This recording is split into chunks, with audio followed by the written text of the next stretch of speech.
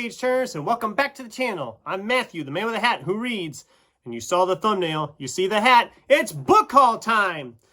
Book hauls are, as I've said many times before, my favorite videos to watch because I love seeing what everybody's excited about getting, and they're my favorite videos to make because I love showing off what I recently got. Now, after the last book haul, which was my May-June book haul, I told myself in July and August I was going to cut back a little bit. That did not happen. I bought too many books again. I bought 25 books over the last 2 months. And as always with book hauls, we share what I got. So let's just dive right on in, shall we? So, first of all, I went to an antique mall, which if you've never been to an antique mall and you're a book person, you should definitely go because there's always at least one vendor who has a massive amount of books for sale and usually for cheap prices. I got 3 books at this place, and it came to a grand total between the 3 of $3.50. So, you know, I got them pretty cheap. First up is David Rosenfeld's Open and Shut. This is the first book in the Andy Carpenter series. He's a defense attorney, and it has dogs. I've wanted to try the series for a while. Didn't know where to start. Found the first one for $1 of all things. I thought, no, it was $1.50. This is $1.50. I thought, for that, I'm willing to give it a try. Also, finally picked up A Game of Thrones from George R. R. Martin. I've never read this series. This copy was all of $1. So I thought for $1, I'm willing to try it. Probably won't get to this till next year, but we'll get to it at some point. And then Tim Waggoner's Like Death. This is a horror novel. It's kind of a creepy cover. I haven't read any of his horror stuff. I've read a few of his urban fantasy novels he published with Angry Robots, so I do like his writing style. I thought about sticking this in for October of Horror this year, but I already have a Tim Waggoner in there and enough other books to read, so I probably won't get to this until October of Horror next year. So while I was at this antique mall, we realized that there was a half-price books literally 20 minutes away. So being the person that I am, obviously, I had to go. And there was also a Barnes & Noble there, so we went there too. At the Barnes & Noble, I picked up Dan Hanks' his novel, Swashbucklers. I really enjoyed his previous Angry Robot novel, Captain Moxley and the Embers of the Empire. It's behind me up here. I got mine on the shelf right there, yep. And I've been looking forward to this one. This is kind of a sci-fi fantasy element type novel. Again, not sure when I will get to it, but I'm looking forward to getting to this one. Hopefully yet this year, because I really enjoyed his last novel. And I might even stick this in with Sci-Fi September. I'm still getting that TBR list for September put together. At half price, I picked up 5. This first one I seen mentioned on another channel. I believe it was on Andrew's Wizardly Reads, and I will leave a link to his channel down below. But it might have been a different one. I'm just not sure. But this is Matthew Woodring Stover's Heroes Die, a fantasy novel. Matthew Stover's Star Wars New Jedi Order Entry Traitor. It was one of my favorite in the whole series. And when I found out he'd written a fantasy novel, I thought, I'm going to give it a try if I can find it. And I found it. So I picked that up. Probably not till next year. And speaking of Matthew Stover and Star Wars, I found Luke Skywalker and the Shadows of Mindor. This is one of the expanded universe novels, you know, the stuff that's not canon anymore. And I'm excited to dive into this one next month with Sci-Fi September. It's decently long, not terribly long. And I'm looking forward to getting into some more Star Wars. I haven't read any Star Wars stuff for, God, it's been since last year, so it'll be fun to dive back into that. Rob Thurman's Trick of the Light. I read her Caliendo series and really enjoyed it, and I've never read this one. But it's an urban fantasy-esque novel. It's the first in the Trickster series, I believe. I think there was only like 2 books in the series. Or was it 3? And it's not telling me in here. There was 2 or 3 of these. I haven't read them. I figured I liked her other stuff. I'll give it a try. Scott Lynch's The Republic of Thieves. This is the 3rd book in the Lies of Locke Lamora series, or Locke Lamora series, how you want to call it. I don't know when I'll get to this because I haven't read book 2 yet, but I will get to it at some point. Probably not till next year. That's a lot of these. It won't be till next year. This year, my schedule's filling up pretty fast, so. Then we have Kel's Legend, book 1 of the Clockwork Vampire Chronicles. Now, I've been wanting to read this series, and there's an omnibus edition I've looked at, but I found this one. I think it was like $3. I thought, you know what? I'm going to try it before I buy the omnibus, but it's a fantasy novel. I mean, what more do you want, I guess? I mean, I don't know. The synopsis on the back just says, they came from the north and the city fell. It is a time for warriors, a time for heroes. Kel's axe howls out for blood. That's all it says. So, yeah, I don't know when I'll get to this. It probably won't be till next year. So there I was thinking, okay, that's probably the extent of my book haul for the month. But then I remembered it's July. The library has their library sale, and I picked up 2 there. One's a Stephen King novel from a Buick 8. And yes, these are discarded library books. So I haven't read this one, and I've been reading through Stephen King stuff. So this is one I'll get to eventually.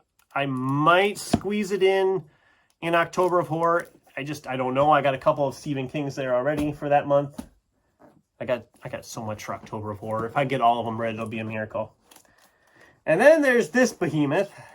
I've looked at this book when it was at the library on the shelves and always just walked away. But I was very curious to try it at some point. This thing is over 1,000 pages, so it won't be for a while. This is David Foster Wallace's Infinite Jest. This book is huge.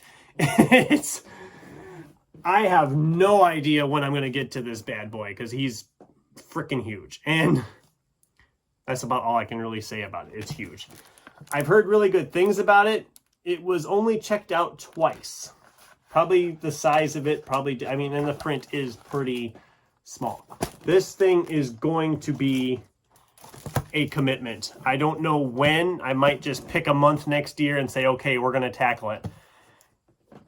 And we'll see if I enjoy it. If I don't enjoy it, I'm not going to force myself because it's a tome. Yeah, you heard it ding there. All right. Then I took a night and was down to another place, and I ended up stopping at A Books A Million. I picked up The Lady of the Lake from Andrzej Sapkowski. So I only have 1 more of these to buy, and I'll have the whole series. And I wanted to finish the series by the end of the year. This is where they start getting thicker, I guess, because this one's a thicker book. So hopefully that'll be, I'm going to say December. I'm shooting for December with this one and the last one, and I'm going to read one of them in November, or I might do 2, and I don't know. Then I picked up one on the clearance rack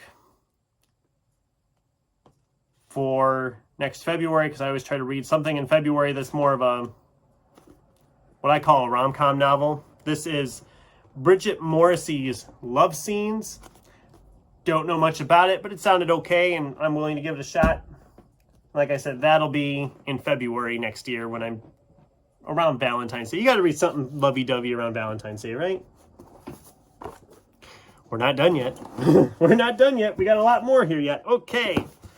Then I made an order from the Edward R. Hamilton Bookseller Company, ERHBC. They're usually very much with a lot of overstocks or books they just can't move, extra copies, whatever. So I found a bunch here. One I've been looking forward to getting to for a while, and I'm going to be reading this in November because, well, if you've seen the movie, you know the whole remember, the 5th of November plot. And it actually says that on the back of the book. But this is Alan Moore and David Lloyd's V for Vendetta. I'm very much excited to dive into this. I loved the movie. It's been a while since I've seen the movie, but I loved the movie. And I'm looking forward to reading this. Being it's a graphic novel, I'll probably be able to move through it pretty quick. And like I said, this is a perfect one for November. Then we have Jean Humph Corlitz. I probably just butchered that name. This is The Plot. Now, I don't know a lot about this, but it sounded like it sounds like he's an English teacher and he decides to kind of steal this story that his student was writing. The student died and he kind of just took it for himself, and it became his big success. And it sounded really, really good. And I was getting a lot of buzz when it came out. So this is one I am very much looking forward to diving into. It's not terribly long. Maybe by the end of the year. I mean, I don't know if it's really horror. It doesn't sound like it's horror. If it was, I don't need another one in October for it. I'll squeeze it in some point. If not this year, it'll be next year. We have Spencer Quinn's Tender is the Bite. This is a book in the Chet and Bernie series of mystery novels. I've enjoyed this series for the most part. The library has gotten most of them, but for some reason they skipped over this one. And I want to dive into this one in November, because the next one in the series was more of a Christmas themed one. I thought it'd be perfect to do in December. So that is, and it's not very long. I mean, this is like what, just over 260 pages. So I can fly through this pretty quick in November. I'm going to be reading a lot of books in November. Oh boy. Here's one that's being stuck into the Sci-Fi September. It's a nice short novella. This is Robert Rapinoe's Cul-de-sac. This is a sequel, same time as the first book, Mort, which I loved. Mort, it was one of my favorite books from last year that I read. This one's just over 100 pages. So this one will fly by pretty quick. And look at that cat. Doesn't he look terrifying? He's going to get you. He's going to get you. I'm very excited to return into this series and this world. The first book was just batshit insane, and I loved it. And I mean, essentially, to sum up, for those of you who didn't hear me talking about Mort, the general plot of this novel is that all of the animals and pets and whatever have gained sentience because of a race of super intelligent ants that have released pheromones to do that, and they are causing the animals to kill their owners so that they can rise up and establish a new world order. So it's bonkers, and I love it. And like I said, if you want an actual good comparison, imagine Stephen King writing Animal Farm, and you'd be pretty close to a theme for that book. So another angry robot. This is Jeff Noon's A Man of Shadows. This was $2.95, and I don't know a lot about it, but it sounds like a mystery noir type deal with some sci-fi elements. So I'll probably enjoy this. Again, I don't know when I'm going to get to it, but at some point. This book has had a lot of people talking for years about it, and a couple of the people I followed recently read it and were praising it. And so I dived on in. This is Brandon Sanderson's Mistborn. I don't need to go into what it's about. A lot of people have already read this book. A lot of people watching have already read this book. So I'm going to see what the hype's all about. I'm going to dive into it sometime next year. Again, not sure when. I'm going to be reading a lot of fantasy next year. I've really kind of figured that one out. So, all right, we're down to the last 6 books here. This, I made an order from Book Outlet. Some of these I'd had sitting on the list for a while, and some of them just happened to be ones that popped in when I was looking. They had a sale going on, like everything was $5.99 or less. So we have a mystery from Ray Bradbury, who's usually known for his short stories in sci-fi, but this is Death is a Lonely Business. And I love the cover with the little skeleton in the carriage there. I'm been wanting to read more Ray Bradbury, and I hadn't heard about this one really, so I thought I'm going to give it a try. Amy Bonifan's The Regrets. This is a love story with ghosts. She sees this guy at the bus stop every day and finally decides to talk to him, and they hit it off immediately, but the only problem is that he's dead.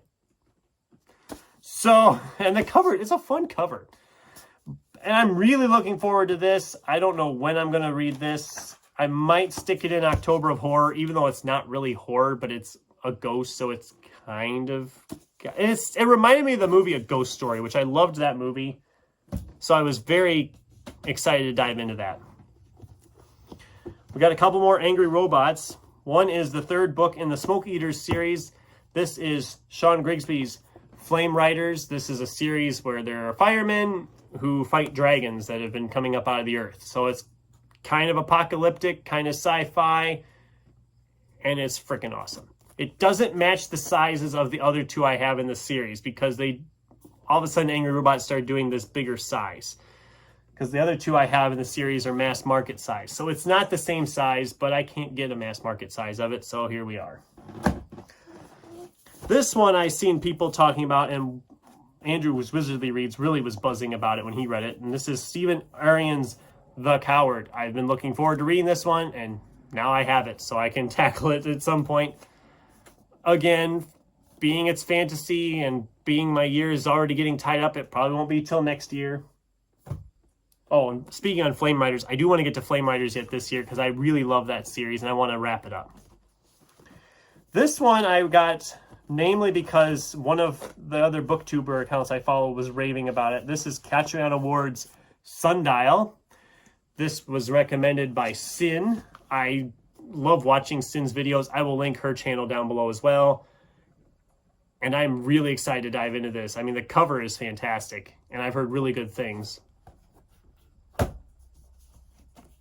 Last book. Last one. This one I've had on my list for a while. This is Leon Ross's Papichot, a novel. It's a fantasy novel. Another fantasy.